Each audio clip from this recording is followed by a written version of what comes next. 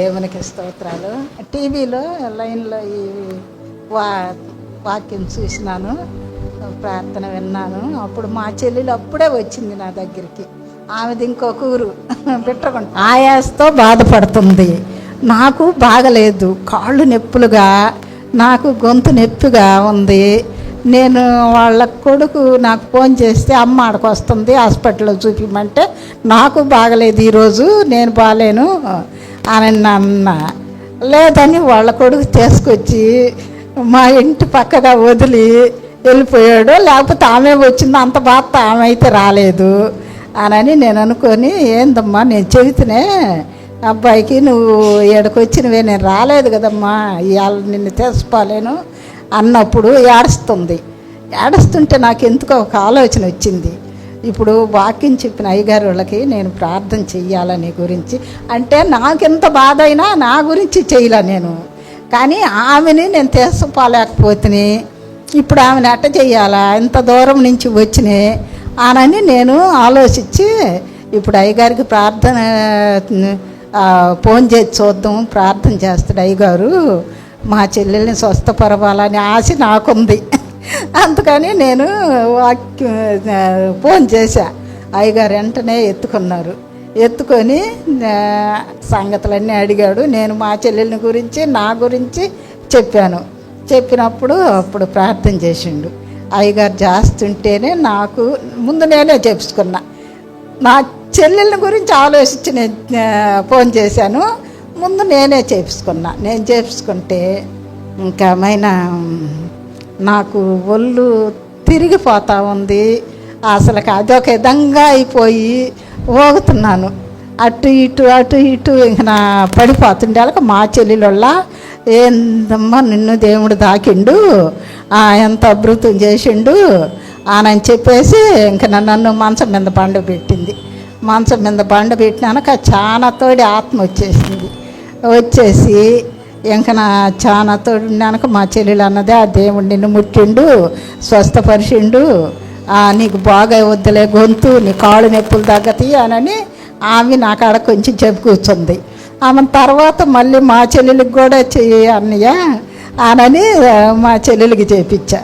మా చెల్లెలు కూడా అంత ఆయాసతో ఉండింది, బాధతో ఉండింది.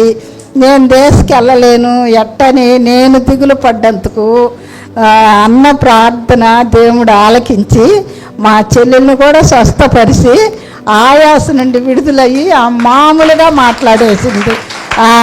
మాకిద్దరికి కూడా ఆ రోజు స్వస్థత కలిగి మేము హుషారుగా మరి సంతోషంగా ఉన్నందుకు దేవుడికి వందనాలు, అయ్యగారికి నా వందనాలు, స్తోత్రాలు. నా పేరు బుజ్జమ్మ, నేను రాపూర్ నుంచి వచ్చాను. ఒక పోయిన నెలలో నేను ఎప్పుడు చూడాల అలాంటి తలనొప్పి అంటే అసలు నాకు తెలీదు. మామూలుగా మేము పనులకి వెళ్ళేవాళ్ళమే, కానీ మాకేది ఉండేది కాదు. భయంకరంగా తలనొప్పి వచ్చేసింది. నాకేమీ తోచటంలే, పనుకుంటే ఎదురమ్మంతా ఊపిరాటంలే. ఇంకా నేను పనులకి వెళ్ళేదాన్ని కదా, అక్కడ కొయ్యలు దుడుసులు తగిలి ఏమన్నా తల్లో గడ్డలు ఏమన్నా లేసాయేమోనని చాలా బెంగపడిపోయినా. నేను మంచానికి మామూలుగా ఎక్కేసి భయం వేస్తుంది. పెద్ద పాప ఏమంటే, మా హాస్పిటల్కి పోతానరా చూపిస్తాను అని అంటుంది. నాకు భయం వేస్తుంది నాయన, హాస్పిటల్కి వెళ్ళాలంటే.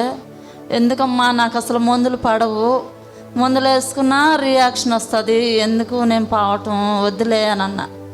వాళ్ళు వీళ్ళు అంటే నీ తల మిషన్లో పెడతారు, బతికితే బతకచ్చు, చనిపోతే చనిపోవచ్చు నువ్వు అని చెప్పేశారు ఈ నర్సింగ్ చేసేవాళ్ళు. నాకు ఇంకా చాలా భయం వేసింది. మిషన్లో పెడితే మళ్ళీ ఒకసారి ప్రాణం పోతే తిరిగి రాదు కదా, నేను రానమ్మా హాస్పిటల్ కన్నా. బతిలాడుతూ ఉంది, ఏడుస్తూ ఉంది. నేనైతే మంచంలోనే ఉండిపోయిండ. అప్పుడు ఎంతోమందికి ఫోన్లు చేసిన దైవ సేవకులకి, సమయానికి ఎవరూ ఎత్తల. నేను టీవీకి కూడా స్పాన్సర్ చేశాను కష్టపడి, వీళ్ళు ఎందుకు నాకు ఫోన్లు ఎత్తటం లేదు అని చేసుకుంటా. అప్పుడు మళ్ళీ అమ్మగారు జ్ఞాపకం వచ్చారు.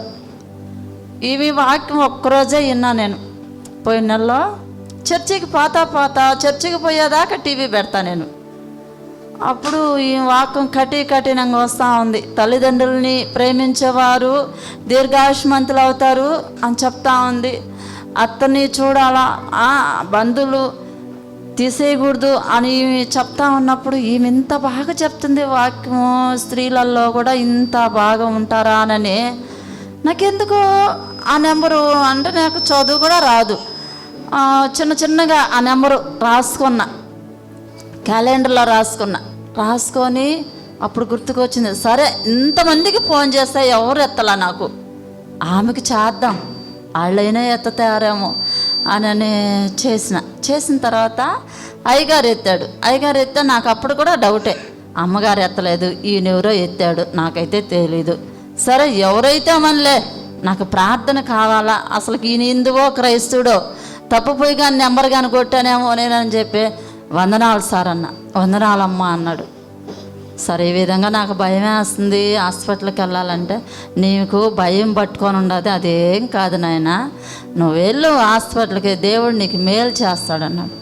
నాకు అప్పుడు హాస్పిటల్కి వెళ్తే మామూలుగా ఈసీజీ తీస్తే అట్ట పెట్టి అటు తీసేస్తారు. నాకు అర్ధగంట సేపు పెట్టినారు ట్రీట్మెంట్ కోసం. అంటే ఆడ తెలిసిన నర్సులు ఉంటే మా పాపతో కూడా జాయిన్ అయ్యింది అమ్మాయి అన్నమాట. బాగా చూసి అర్ధగంట సేపు పెడితే ఎదురమ్మంతా ఈసీజీ నార్మల్ వచ్చింది. మళ్ళీ రెండో రోజు పోయి మళ్ళీ తలకి అంటేనే భయం వేస్తుంది మిషన్ కాడకు పోతే. ఆ మిషన్ చూస్తే ఇంత ఎత్తుండది, ఆ మిషన్లో నేను పనుకోవాలా, చాలా భయం వేస్తుంది. అప్పుడు అన్నగారు చెప్పిన మాట గుర్తుకొచ్చి ప్రభా ఈ మిషన్ నన్ను ఏం చేస్తుంది అని చెప్పి పోయి మిషన్లో పనుకునేసా బెడ్ మీద. అప్పుడు కళ్ళు మూసుకొని తండ్రిని తలుచుకుంటా ఉన్నాను. స్కానింగ్ తీశారు నా తలకి. తీసిన రెండో రోజు రిపోర్ట్ ఇస్తే ఏమి లేదమ్మా, నీ తలలో నీట్గా ఉంది, నీరు కూడా లేదు నీ తలలో, అంత బాగుందమ్మా నీకు. కాకపోతే తలనొప్పి ఎందుకు వస్తున్నా అంటే ఏదన్నా నీకు వయసు వచ్చేసింది కాబట్టి సైడ్ ఏదన్నా వస్తే కళ్ళకి అట్ట తలనొప్పి వస్తుంది అని చెప్పి చక్కగా ఉంటలేక అప్పుడు ధైర్యంగా వచ్చి మళ్ళీ నేను సార్కి ఫోన్ చేసి చెప్పిన, సార్ ఈ విధంగా నార్మల్ రిపోర్ట్ వచ్చినాయి నాకు అని. మీ అందరికీ నా వందనాలు, అమ్మగారికి అయ్యగారికి నిండు వందనాలు సాక్ష్యం చెప్పుకోవాలని అని చెప్పి వచ్చిన మీ అమ్మగారికి వందనాలు. హల్లెలూయా. దేవుడు మీతో అందరితో మాట్లాడును గాక. నేను ఒక చిన్న ప్రశ్న అడిగి దేవుని వాక్యంలో పోతాను. ఈరోజు దేవుడు కొన్ని అద్భుతమైన మాటలు మనతో మాట్లాడబోతా ఉన్నాడు. హల్లెలూయా. త్యాగం గొప్పదా, తెగింపు గొప్పదా? ఇదే ఈరోజు టైటిల్ నేను చెప్పబోతా ఉన్నాను. త్యాగం గొప్పదా, తెగింపు గొప్పదా? సాక్రిఫైస్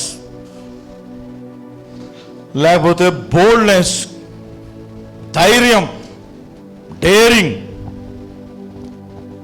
త్యాగం గొప్పదా, తెగింపు గొప్పదా?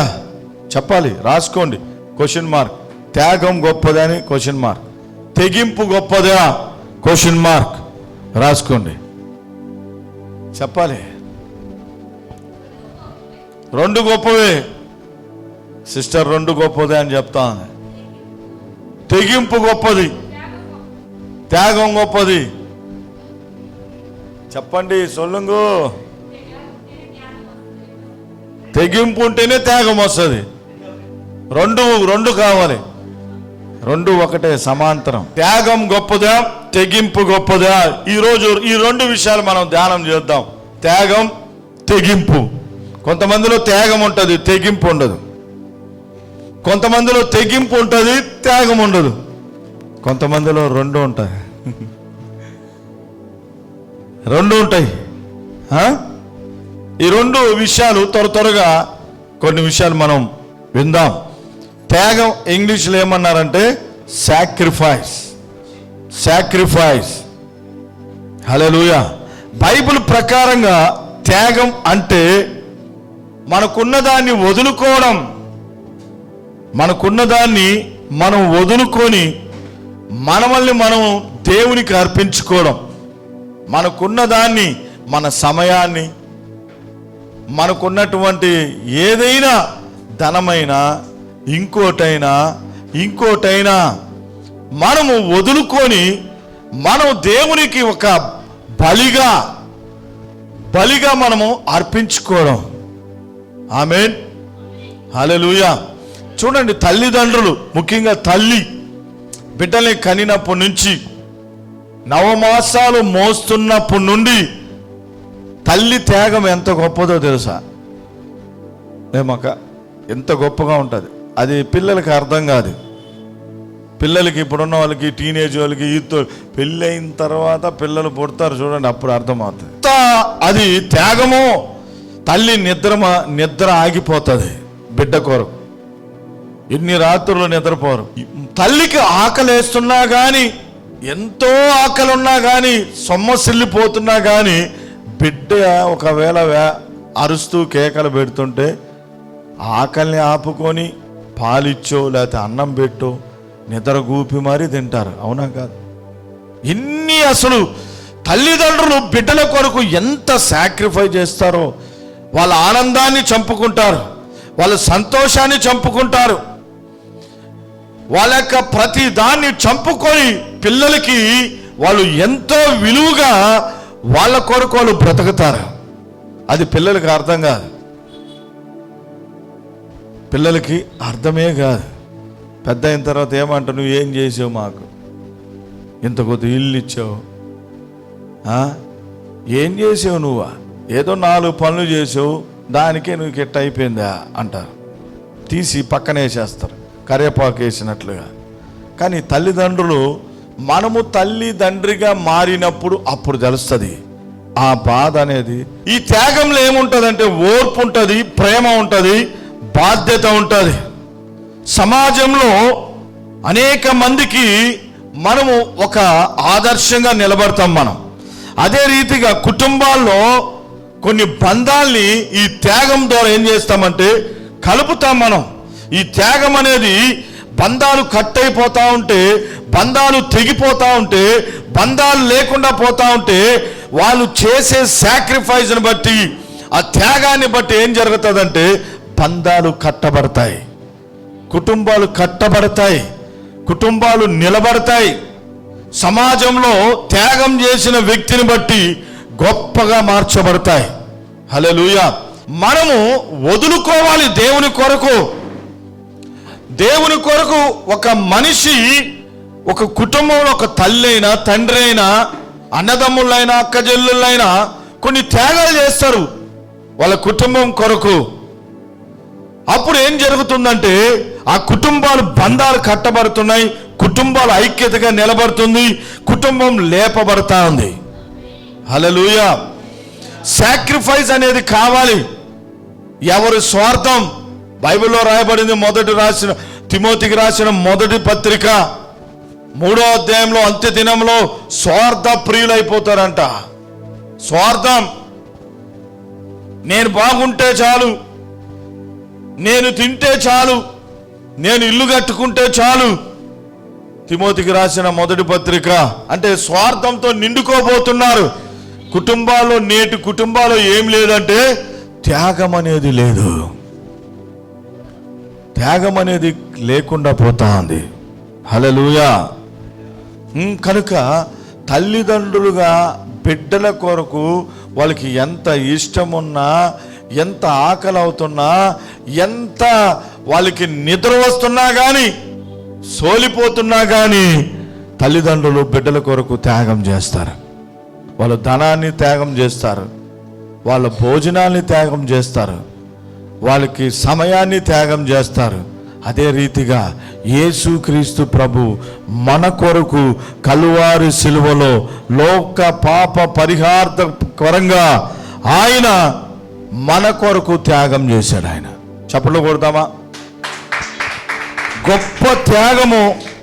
పరలోకము నుండి దిగి వచ్చి ఆయన మహిమనంతా మన కొరకు విడిచిపెట్టి తన్ను తాను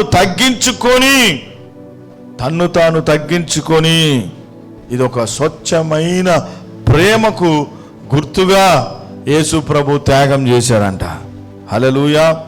ఈ త్యాగం ఎలా చూపిస్తుందంటే మనల్ని పాప బంధకాల నుండి విడిపించి దేవునితో, పరలోకంతో మనల్ని ఐక్యపరిచింది. మనం ఇంకనూ పాపులమై ఉండగా క్రీస్తు మన కొరకు చనిపోయెనని బైబిల్లో రాయబడింది.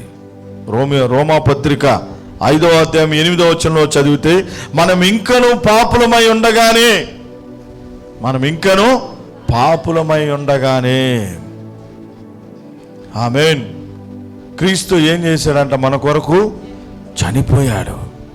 యోహాను సువార్త 15వ అధ్యాయం 13వ వచనం చదివితే తన స్నేహితుల కొరకు ప్రాణం పెట్టువాని కంటే కూడా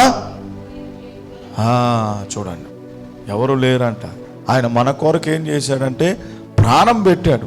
మనం ఇంకను పాపంలోనే కొట్టుమిట్టాడుతూ పాపంలోనే ఉండిపోతా ఉంటే మన కొరకు పరలోకపు మహిమను విడిచిపెట్టి ఈ లోకానికి వచ్చి ఆయన మన కొరకు బలియాగమయ్యాడు, త్యాగమయ్యాడు ఆయన.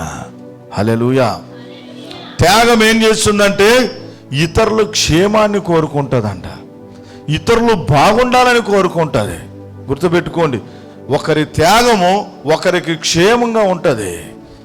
ఒకరి త్యాగం, ఆ త్యాగం ఏం కోరుకుంటుందంటే ఒకరు మేలు కావాలని. మదర్ తెరిసా గారు యుగోస్లేవియా, యూరప్, అక్కడి నుండి వచ్చింది ఇక్కడికి. ఎందుకు రావాలా? ఆమెకి ఏం పట్టి? మన దేశంతో ఏం పని చెప్పండి? ఏం పని? పెళ్లి చేసుకోకుండా ఇక్కడ వచ్చి అందుని అడుక్కుంటా, కుష్ఠరోగులు, టీబీ పేషెంట్స్ వాళ్ళు కక్కతుంటే మన బిడ్డలు కక్కితేనే చేత్తో ఒళ్ళో ఇట్లా పట్టుకొని, అదేమన్నా అమృతమా? ఒక టీబీ పేషెంట్ కక్కతుంటే ఆ ఉమ్మిని ఆ యొక్క ఫ్లమ్ని చేత్తో పట్టుకొని దోసిలు బట్టి ఆమె చేతులు ఎలా మేల్మి బంగారు లాగా, సిల్వర్ లాగా తెల్లగా మెరిసిపోతున్న ఆ చేతులతో దోసిళ్ళు పట్టుకొని పోసేదంట. ఎంత త్యాగము, ఎంత దేవుని ప్రేమ! హల్లెలూయా.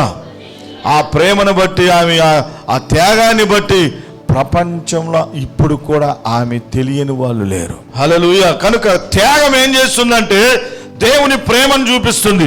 త్యాగం ఏం చూపిస్తుందంటే ఓర్పు. త్యాగంలో ఉన్న వాళ్ళు ఎలా ఉంటారంటే ఒక బాధ్యత కలిగి ఉంటారు. త్యాగం కలిగిన వాళ్ళు క్షేమాన్ని కోరుకుంటారు, ఇతరుల యొక్క మేలును కోరుకుంటారు, ఇతరుల కొరకు ఆశీర్వాదకరంగా ఉండాలని కోరుకుంటారంట. త్యాగం లేని వాళ్ళకి, స్వార్థంతో ఉండే వాళ్ళకి ఎట్టపోతే ఉంది, నే బాగుంటే చాలు అన్న రీతిగా మారిపోతారు. ప్రభు అదే మన కొరకు 2000 సంవత్సరాల కిందట ఈ లోకంలో ఆయన అరుదించాడు. ఇప్పుడు నేను ఒక ప్రశ్న అడుగుతా. బైబిల్లో చాలా మంది త్యాగం చేసిన వాళ్ళు ఉన్నారు కదా, చాలా మంది ఉన్నారు. ఎవరైనా ఒక్కరి పేరు చెప్తారా? అబ్రహాం, ఇంకా మోషే, ఇంకా పౌలు. అక్కేదో చెప్తాను చెప్పాక. అబ్రహాము త్యాగం చేశాడు. నిజమే, అబ్రహాము త్యాగం చేశాడు. ఆది కాండం చాలా ఉన్నాయి కానీ ఒకే ఒక విషయం తీసుకొని తెగింపులోకి వెళ్దాం మనం. ఆది కాండం 12వ అధ్యాయం 1వ వచనం నుండి 3 వచనాలు చదివితే అబ్రహాముని దేవుడు ఏం చేశాడంటే దర్శించాడు వాక్కుతో. చదువుదాం ఒకసారి. ఆది కాండం 12వ అధ్యాయం 1, 2, 3 వచనాలు చదువుకుందాం. యెహోవా, నీవు లేచి నీ దేశము నుండి, నీ బంధువుల యొద్ద నుండి, నీ తండ్రి ఇంటి నుండి బయలుదేరి నేను నీకు చూపించు దేశమునకు వెళ్ళుము. నిన్ను గొప్ప జనముగా చేసి నిన్ను ఆశీర్వదించి నీ నామమును గొప్ప చేయుదును. నీవు ఆశీర్వాదముగా నుందువు. నిన్ను ఆశీర్వదించు వారిని ఆశీర్వదించెదను, నిన్ను దూషించు వాని శపించెదను. భూమి యొక్క సమస్త వంశములు నీ యందు ఆశీర్వదింపబడునని అబ్రహాముతో అనగా. చదవండి సిస్టర్. యెహోవా అతనితో చెప్పిన ప్రకారము అబ్రహాము వెళ్ళెను. అబ్రహాము హారాను నుండి బయలుదేరినప్పుడు ఎన్ని ఏళ్ళం చెప్పండి? 75 ఏండ్ల ఈడు గలవాడు. హల్లెలూయా. 75 సంవత్సరాల వ్యక్తికి వృద్ధాప్యంలో ఉన్నాడు, పిల్లలు లేరు, ఆయన భార్య ఉంది, కుటుంబంతో ఉన్నాడు. ఇప్పుడు దేవుడు ఏమంటున్నాడు అక్కడ? నీ దేశము నుండి, నీ బంధువుల యొద్ద నుండి, నీ తండ్రి ఇంటి నుండి బయలుదేరి నేను నీకు చూపించు దేశానికి వెళ్ళు. బంధువుల ఇంటికి వెళ్ళాలా? దేశాన్ని వదిలేమంటున్నాడు. ఇప్పుడు అబ్రాహాము చేసాడా లేదా? ఎంత శ్రమ, ఎంత వేదన, ఎంత త్యాగం కావాలి. సొంత భాష, సొంత తల్లిదండ్రులు, బంధువులు, రక్త సంబంధికులు, ఆస్తులు అన్నీ వదులుకొని ఎక్కడికి వెళ్తున్నామో తెలీదు. దేవుడు అన్నాడు, నేను చూపించు దేశానికి నువ్వు వెళ్ళాలి. మరి ఈ మాటలో త్యాగం ఉందా లేదా? చూడండి, అబ్రాహాము త్యాగం చేశాడా లేదా? త్యాగం చేశాడు. దేవుని మాటకు లోబడ్డాడు. ఎంతమందిని కాంప్రమైజ్ చేయాలో అంతమంది ఎన్ని రకాలుగా అంటారు. ఎంతమంది ఎన్ని రకాలుగా అంటారు. ఏందే నువ్వు మన దేశాన్ని వదిలి మన బంధువులను వదిలి ఎక్కడికి పోతున్నావు? ఏం పిచ్చి పట్టిందా నీకు? ఎక్కడికి వెళ్ళి బతుకుతావు? ఎంత నీ వయసు? 75 సంవత్సరాలు వృద్ధుడివి నువ్వు. ఎక్కడికి వెళ్ళి బతుకుతావు? ఏం చేస్తావు అని అంటారా లేదా? చెప్పండి. ఎన్ని మాటలు భరించాలా, ఎన్ని సంఘటనలు ఆయన మరి ఎదురు ఆడాలి, పోరాటం, వాటిలన్నిటినీ అనుభవించాడు అబ్రహాం. శారమ్మని భార్య అని మళ్ళా ఆమెతో చెప్పాలి కదా. ఈ రోజుల్లో మందిరానికి వచ్చేదానికి ఎంత బాధ, మనక ఎంత కష్టం. ప్రార్థన చేసుకోవాలంటే కష్టమైపోతుంది. కొంచెం సమయాన్ని దేవునికి ఇవ్వాలంటే ఆ మందిరానికి వచ్చేదానికి మనకు ఎంత కష్టమా. త్యాగం లేదు, సాక్రిఫైస్ అనే లైఫ్ అనేది మనలో లేకుండా పోతా ఉంది. ఇస్సాకును దేవుడు అడిగాడు. ఆ సంగతులు అయిపోయిన తర్వాత ఆదికాండం 22వ అధ్యాయం 1వ వచనం నుండి 20వ వచనాలు మనం చదువుకుంటా పోతే, దేవుడు ఆ సంగతులు అయిన తరువాత అబ్రాహామును పరిశోధించనంట. ఎట్లనగా ఆయన అబ్రాహాముతో అన్నాడు, నీకు ఒక్కడే ఉన్న నీ కుమారుని అనగా నీవు ఎంతగానో ప్రేమించుచున్న ఇస్సాకును తీసుకొని ఆ మోరియా పర్వతములోకెళ్ళి దహన బలిగా అతన్ని నాకు అర్పించగలుగుతావా అని అడిగాడు. ఆ మాట చెప్పడమే 3వ వచనంలో, తెల్లవారినప్పుడు అబ్రాహాము లేచి గాడిదకు గంత కట్టి. ఎంత గొప్ప విషయం అమ్మా, ఎంత గొప్ప విషయం. ఏమన్నా నాయన అబ్రాహాం, నువ్వు లేచి అదిగో అక్కడికి పోయి బలిపీఠం కట్టు, ఆడ బలి అర్పించు, ఒక గొర్రె పిల్లని తీసుకొని వచ్చి అంటే అబ్రాహాం హ్యాపీగా అర్పిస్తాడు. మనమైనా చేయగలుగుతాం. కానీ ఇక్కడ ఉండేది ఏంది? నువ్వు ప్రేమిస్తున్నా నీ ఒక్కగానొక్కడైన కొడుకుని అదిగో మోరియా పర్వతం ఎక్కి దహన బలి అర్పించాలంట. మన వల్ల అవుతుందా? చెప్పండి, అవుతుందా? మనం మన సమయాన్నే ఇవ్వలేకపోతున్నాం. కొంచెం కానుక వేయాలంటేనే వేయలేకపోతున్నాం. కూటమి అక్కడ మీటింగ్ అంటేనే రాలేకపోతున్నా. No sacrifice. మనం ఇంకా దేవునికి బలిగా అర్పించబడలేదు. ఎవరైతే త్యాగం చేస్తారో దేవుని విషయాల్లో వాళ్ళు మహోన్నతమైన వ్యక్తులుగా మార్చబడతారు. అలాంటి వాళ్ళకే ఏమని రాయబడిందంటే, మరి జెఫన్యా గ్రంథంలో 3వ అధ్యాయం 20వ వచనంలో, నేను మీకు మంచి ఖ్యాతిని మంచి పేరును మీకు కలుగజేసేదను, తెప్పించేదను. ఊరికే అందరికి వచ్చేది. త్యాగం చేయాలా? వారానికి ఒక్క పూటన్న ఉపవాసం ఉండండి అమ్మా, ప్రార్థన చేయండి అమ్మా అంటే ఉంటారా? ఎవరి కోసం? మీ కుటుంబం కోసమే, మీ పిల్లల కోసమే, మీ తల్లిదండ్రుల కోసమే, నీ బిడ్డల కోసమే, మారని నీ భర్త కోసమే, మారని నీ భార్య కోసమే. ఎక్కడ ఉంటున్నా? No sacrifice. నువ్వే ఉండు, మా బదులు మీరే ఉండండి. వారానికి ఒక్క పూటైనా, ఒక్కరోజైనా ఉపవాస ప్రార్థన మనం చేయగలుగుతున్నామా? ఆకలి ఆకలి ఆకలి ఆకలి ఆకలి, హంగ్రీ. త్యాగం కావాలి దేవుని బిడ్డలారా.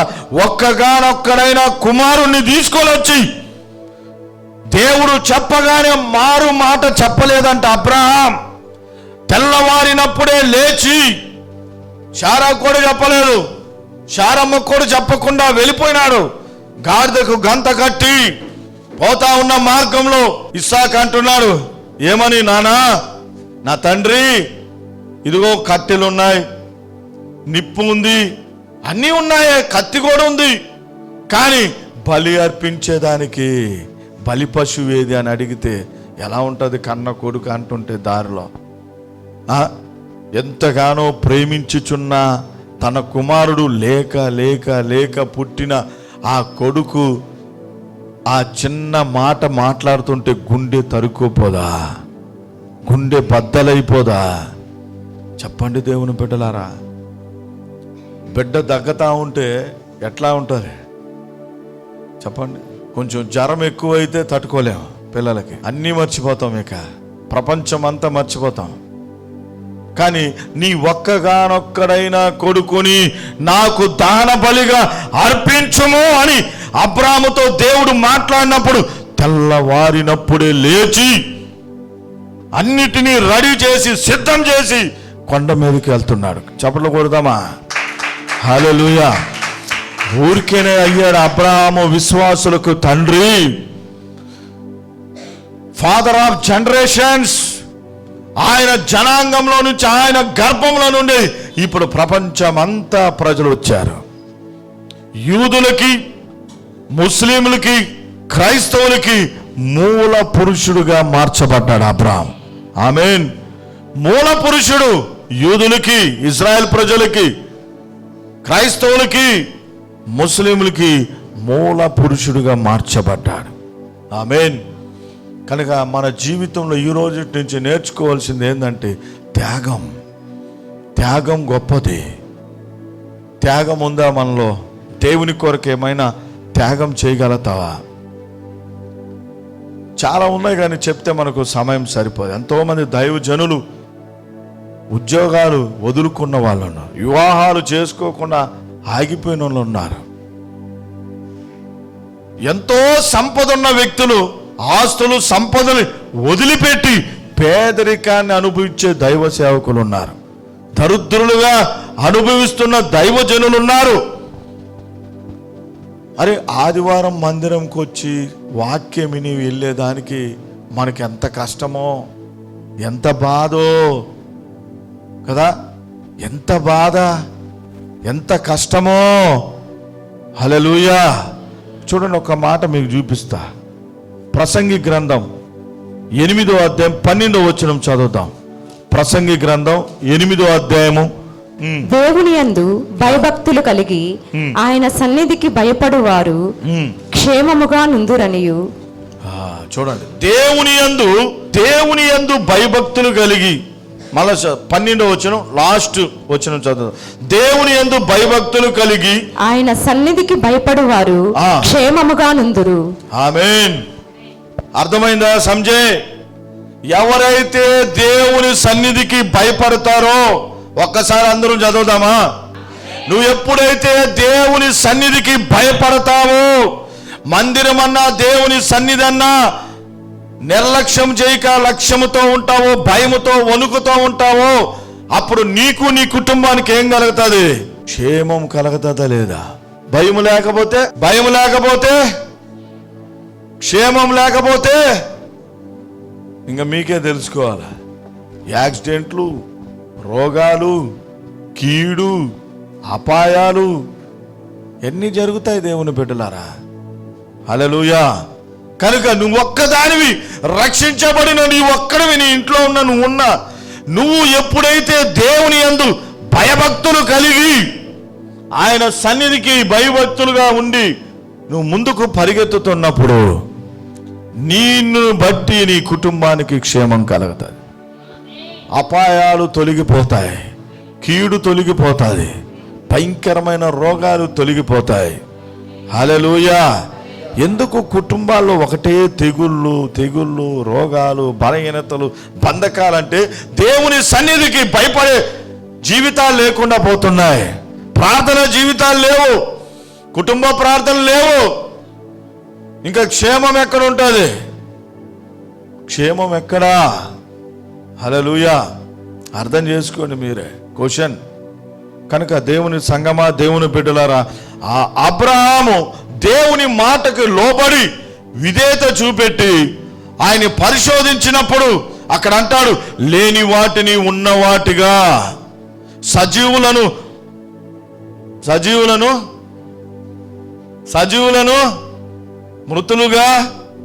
మృతులను సజీవులుగా చేయవాడని ఆయన వాగ్దానాల యందు ఆయన విశ్వాసముంచు రూఢిగా బలాన్ని పొందాడంట. రోమీయులకు రాసిన పత్రిక 4వ అధ్యాయంలో రాయబడి ఉంటుంది. కనుక చెయ్యండి దేవుని కొరకు త్యాగం ఎంత చేస్తావో నువ్వు చేస్తే దేవుని యొక్క మహిమను నువ్వు చూడగలుగుతావు. పేద విధవరాలు లూకా సువార్త, మార్కు సువార్త 12వ అధ్యాయం 43-44 వచనాలు చదివితే, మార్కు సువార్త 12వ అధ్యాయం 43-44 వచనాలు మనం చదివితే, ఒక పేద విధవరాలు యేసుక్రీస్తు ప్రభు దేవాలయంలో కానుకలు పెట్టే దగ్గర ఉన్నాడంట. అక్కడ ఉన్నప్పుడు ఈ పేద విధవరాలు వచ్చి ఏం చేసిందంటే, తనకు కలిగినటువంటి జీవనోపాధంలో నుండి తీసుకొని వచ్చిన 2 కాసులు ఆ పెట్టెలో వేస్తుండగా ప్రభువు చూశాడంట. ప్రభువు చూసి ఆమె యొక్క కానుకను ఆయన హర్షించాడు. ఆమె యొక్క కానుకను హానర్ చేశాడు ఆయన. మీరందరూ మీ కలిగిన సమృద్ధిలో నుండి తీసుకొని వచ్చి ఏదో కొంత వేస్తున్నారు. ఏదో మీకు కలిగిన సమృద్ధి మీకుంది, దాంట్లో ఏదో వెయ్యాలి, ఒక 10 రూపాయలు, ఒక 50 రూపాయలు, ఒక 100 రూపాయలు ఏదో అనుకొని వచ్చి మీరు వేస్తున్నారు. కానీ ఈ పేద విధవరాలు తన యొక్క జీవన ఉపాధ్యాయంలో కలిగిన జీవనాన్ని బట్టి కాకుండా అంతటి తీసుకొని వచ్చి ఏడుస్తూ ఆమె ప్రార్థిస్తూ దేవునికి ఆ కానుక వేయడం, ప్రభు యొక్క ఆ యొక్క కానుకను చూసి దేవుడు హర్షించాడు. హల్లెలూయా! ఎంత త్యాగం చూడండి. కనుక నా జీవితంలో మనకు త్యాగకరమైన జీవితాలు కావాలి. త్యాగమైన జీవితాలు మనకు అవసరమైంది. త్యాగము ఒక ప్రేమ, దేవుని ప్రేమను చూపిస్తుంది. త్యాగం అనేది ఒక బాధ్యతతో కూడింది. త్యాగంలో ఓర్పు ఉంటుంది, సహనం ఉంటుంది, సహిస్తారు. త్యాగం అనేది క్షేమాన్ని కోరుకుంటుంది. స్వార్థం క్షేమాన్ని కోరుకోదు. స్వార్థం బాధ్యత ఉండదు. స్వార్థానికి ఓర్పు ఉండదు. స్వార్థంలో ఏ మేలుని ఇతరుల మేలును కోరుకోరు. హల్లెలూయా! కానీ త్యాగం అనేది ఏం కోరుకుంటుందంటే నీ కొరకు బాధ్యతగా ప్రార్థన చేస్తుంది. త్యాగం అనేది నీ కొరకు సహిస్తుంది. పోనీలే నా భర్తే కదా, పోనీలే నా బిడ్డలే కదా, పోనీలే మా అమ్మే కదా, మా నాన్నే కదా, నా భార్య కదా, మా ఆయనే కదా అని త్యాగం ఏం చేస్తుందంటే సహిస్తుందంట. పోనీలే, పోతే పోయిందిలే అనుకొని ఈ త్యాగం ఏం చేస్తుందంటే ఓర్పుతో సహిస్తూ ఉంటుంది. కొంతమంది మనుషులకి త్యాగం చేస్తారు, కుటుంబానికి త్యాగం చేస్తారు, దేవుని బిడ్డలు. కానీ దేవుని విషయాల్లో త్యాగం చేయరు. మందిరానికి త్యాగం చేయరు, సేవకులకి త్యాగంగా ఉండరు, దేవునికి అసలు త్యాగంగా ఉండరు. కుటుంబానికి మాత్రం పడి పడి పడి పడి రుబ్బురోలాగా, మిక్సీలాగా మారిపోతారు. ఒక్కొక్కరు పిండి మిల్లు మిషన్ చూసారా, ఆ విధంగా మారిపోతారు. పిండి మిల్లు వేస్తూ ఉంటాంలా, గోధుమలు వేసి ఒక పక్క మిరపకాయలు వేసి అది వేసి అట్లా దంచినట్లు దంచుకుంటారు. కానీ దేవుని విషయాలకు వస్తే సమయం లేదు, నో టైం, సమయం లేదు అన్నట్లుగా మారిపోతారు. వీళ్ళు మిషన్లుగా మారిపోతారు. కుటుంబానికి, పిల్లలకి, భర్తకి, భార్యకి, బంధువులకి, కొంతమంది సమాజానికి ఏమో బాగా మిషన్లుగా మారిపోతారు, చాలా చేస్తారు. కానీ దేవుని విషయాల్లో వాళ్ళ త్యాగం అనేది కనిపించదు. ఇదొక రకమైన జాతి. వీళ్ళు దేవుని బిడ్డలే, మళ్ళా దేవుని దగ్గరకు వస్తే మాత్రం ఉండదు. కొంచెం ప్రార్థన చేయండి అమ్మా. మన వాళ్ళు కొంతమంది రోజు మందిరంకి వచ్చి నేను ప్రార్థన చేస్తానని నాతో చెప్పిన వాళ్ళు ఉన్నారు. కొంతమంది పాస్టమ్మతో చెప్పిన వాళ్ళు ఉన్నారు. కానీ ఏదే మర్చిపోయారు. ఒట్టు తీసి గట్టు మీద పెట్టి. హల్లెలూయా! ఎంత కష్టమైనా నేను వచ్చి ప్రార్థన చేస్తాను, ఎంత కష్టమైనా నేను పరిచర్యలో వెనకేయను అని మర్చిపోతా. భ్రమ కలిగిపోతా ఉంది. కనుక నువ్వు మనుషులకు చేస్తున్న త్యాగము అది చిమ్మెటైపోద్ది, అది తుప్పైపోద్ది. చెయ్యండి, కానీ దేవుని విషయాల్లో నువ్వు చేసే ఆ సాక్రిఫైస్ లైఫ్ పరలోకంలో నీకు ధనముగా మార్చబడుతుంది. అక్కడ చిమ్మటైనను తుప్పైనను కొట్టివేయదు, దొంగ వచ్చి దొంగిలీడు. నువ్వు ఎంత చేసినా మనిషి ఏమంటాడో తెలుసా? ఏమంటాడు? ఏం చేసావు నా కోసం, ఆమె చేసా ఇప్పుడు నా మీద చెప్తారు. అదుగుతా వరువమ్మా. అందుకే కొంచెం జ్ఞానంతో ఉండాలి, తెలివితో. హల్లెలూయా, దేవునికి మహిమ కలుగును గాక. ఆమేన్. పడి పడి పడి పడి పడి పడి మనుషుల కొరకు పడి పడి పడి పడి కింద మీద పడి లేస్తూ చేస్తారు, మిషన్ లాగా, రోబోలాగా. ఒకరోజు వచ్చినప్పుడు సింపుల్గా ఏమంటారు? This number is presently not reachable. నాకేం చేయలేదా వేస్తారు. అవునా కాదా? మర్చిపోతారు ఎన్నో సంవత్సరాలు. కానీ దేవునికి నువ్వు ఆయన పరిచర్యలో చల్లటి నీళ్ళు ఇచ్చినా కూడా మర్చిపోడంట.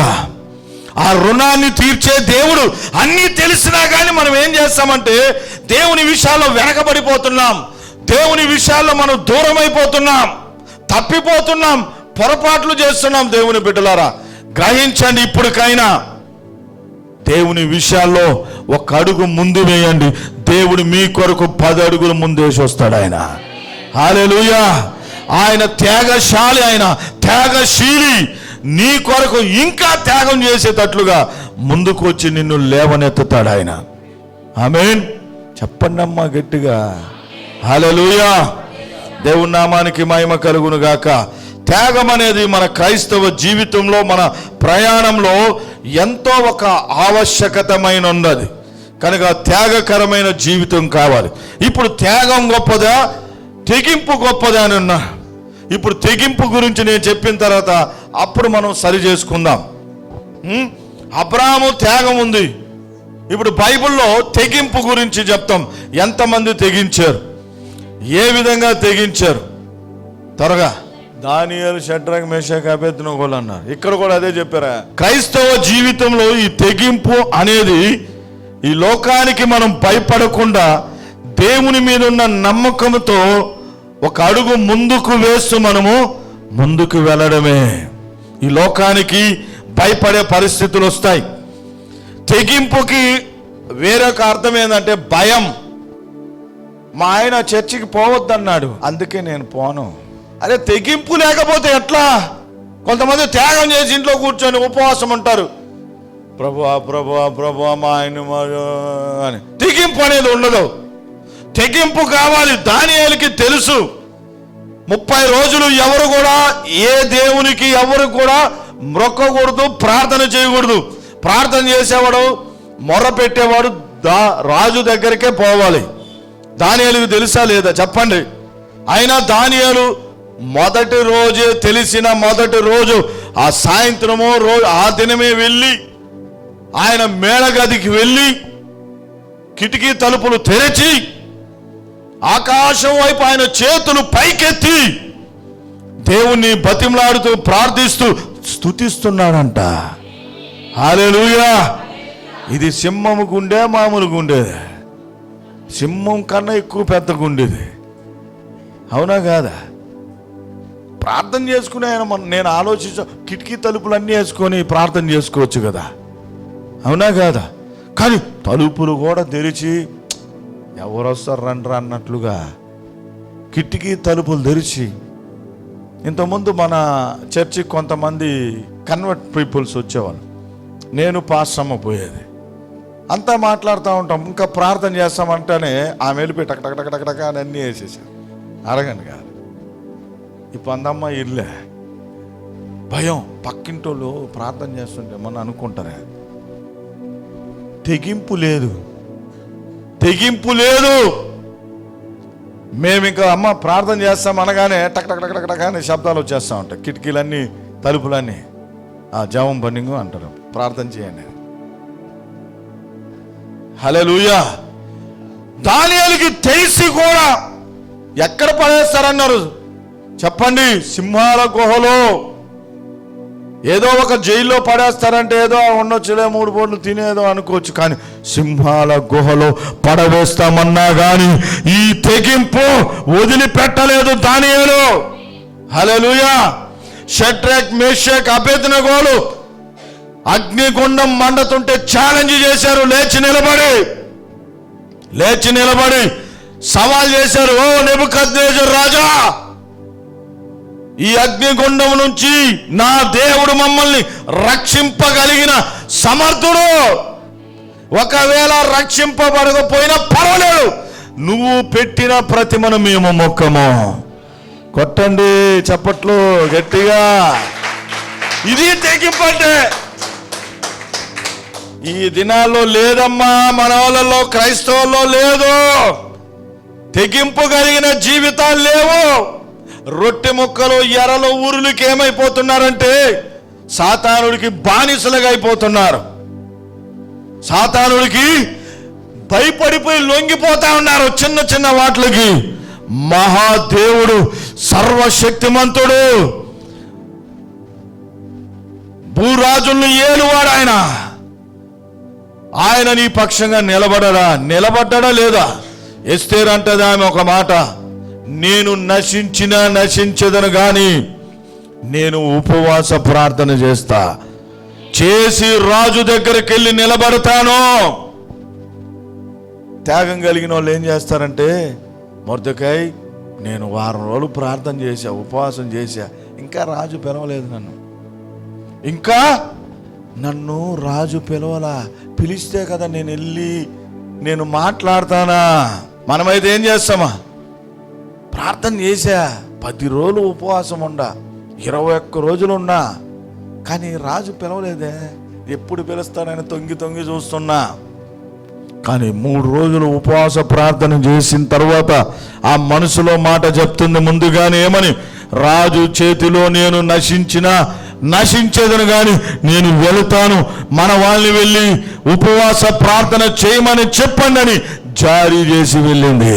ఇది తెగింపు అంటే. మనకు అద్భుతాలు కావాలా, ఇంతంత శక్తి కావాలా, దేవుని యొక్క మహిమ కావాలా, కానీ త్యాగం చేయము, అసలు తెగింపు అనేదే ఉండదు. అవునా కాదా? చెప్పండి. హలో. వెంటనే ఇన్స్టెంట్ హీలింగ్ అయిపోవాలి, ఇన్స్టెంట్గా అద్భుతాలు జరిగిపోవాలి. జరుగుతాయి. నువ్వు కూడా అట్లా ఉండాలా. నువ్వు కూడా ఆ విధంగా మారితే ఇన్స్టెంట్గా జరుగుతాయి, మారిపోతాయి. దేవుడు కార్యాలు చేస్తాడు. నేను నశించేదను కానీ రాజు దగ్గర వెళ్ళి నిలబడతాను నేను.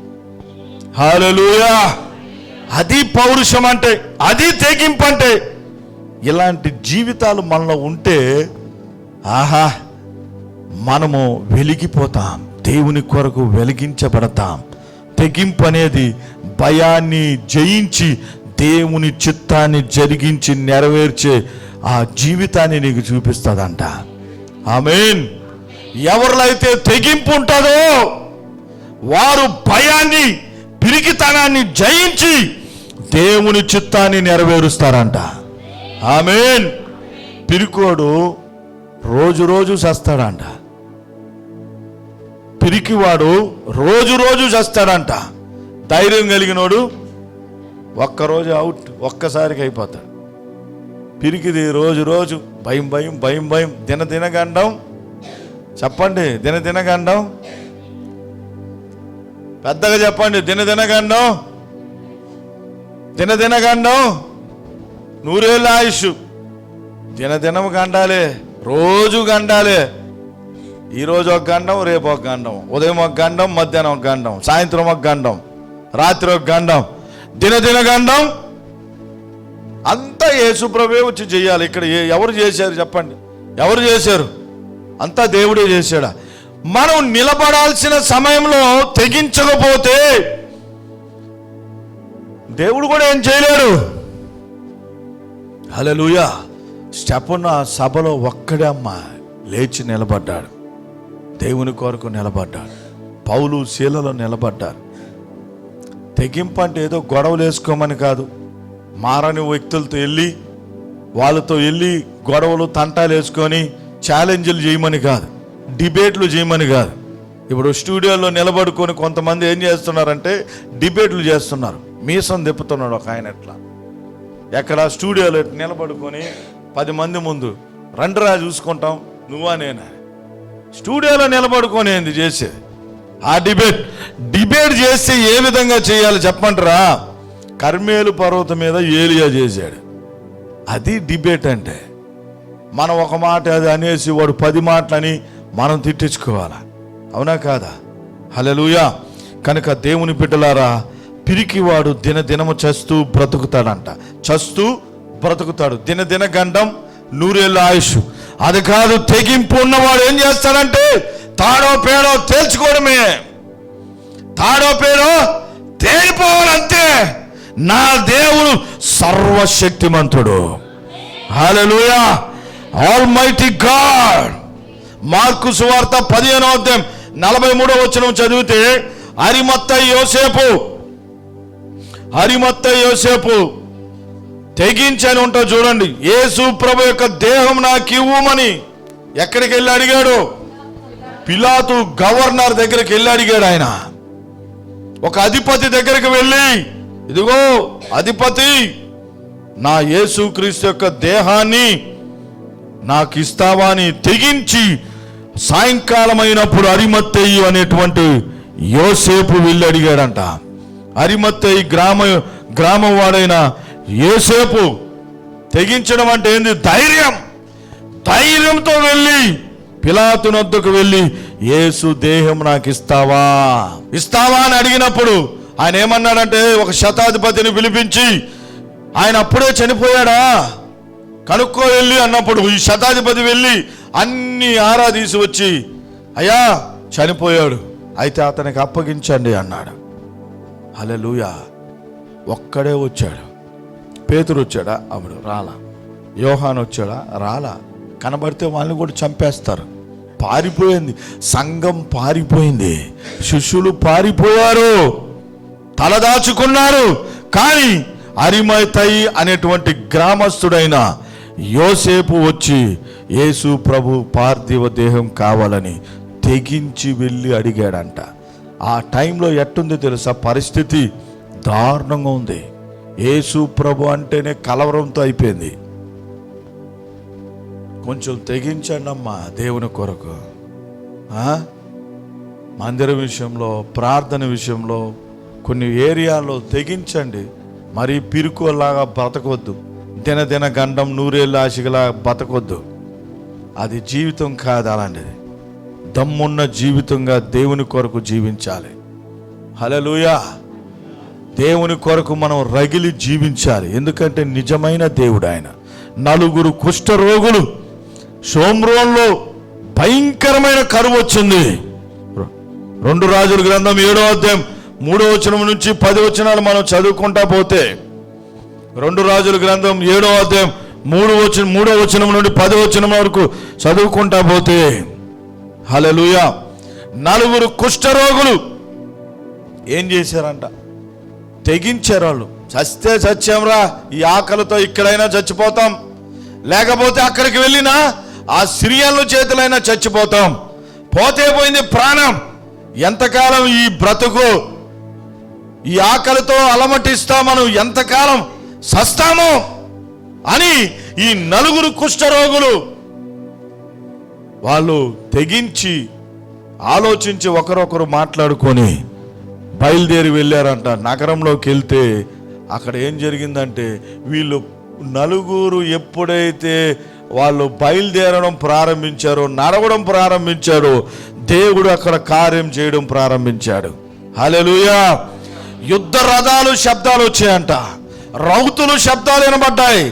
ఏదో గొప్ప సైన్యము ఆ యొక్క వాళ్ళ మీదకి వస్తున్నట్లుగా, సిరియల్ తట్టు మీదకి వస్తున్నట్లుగా దేవుడు ఆ విధంగా శబ్దాన్ని పుట్టించినప్పుడు ఆ సైన్యం అంతా, ఓయమ్మ పెద్ద సైన్యం వచ్చేస్తుంది, ఈ ఇజ్రాయెల్స్ మన మీదకి ఎవరినో తీసుకొచ్చేసారని పారిపోయారంట ఒక్కొక్కరు. త్యాగం గొప్పదా, తెగింపు గొప్పదా? పాస్టమైనా చెప్పొచ్చు, నో ప్రాబ్లం. తెగింపే గొప్పది. తెగింపు గొప్పదా, త్యాగం గొప్పదా?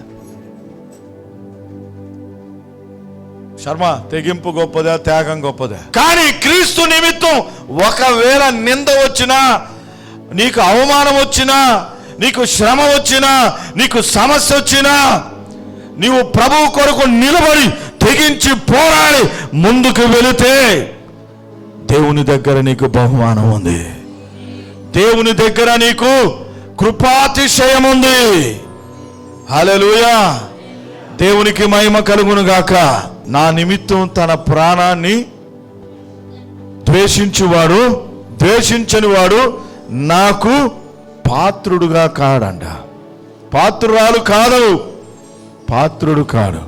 నా నిమిత్తం నీ ప్రాణాన్ని నువ్వు ద్వేషిస్తే నాకు నీవు పాత్రుడుగా ఎంచబడతా. హల్లెలూయా. అంటే ఒక పాత్రగా మనం మారిపోతాం.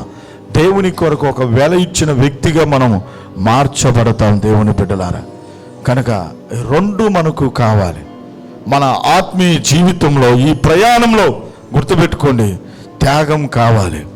దేవుని విషయాల్లో త్యాగం చేయండి. కొంచెం ఒకటే మనిషికి మిషన్ లాగా మారిపోకండి. దేవుని విషయాల్లో పక్కన పెట్టి నువ్వు ముందుకు రావాలి, త్యాగం చేయాలి. ఆ త్యాగం నీకు గొప్ప కీర్తిని తీసుకొని వస్తుంది, గొప్ప ఘనతను తీసుకొని వస్తుంది, గొప్ప పేరుని తీసుకొని వస్తుంది. హల్లెలూయా. త్యాగం చేసిన వాళ్ళు ఎవరైనా ఘనహీనులుగా అయిపోయారా?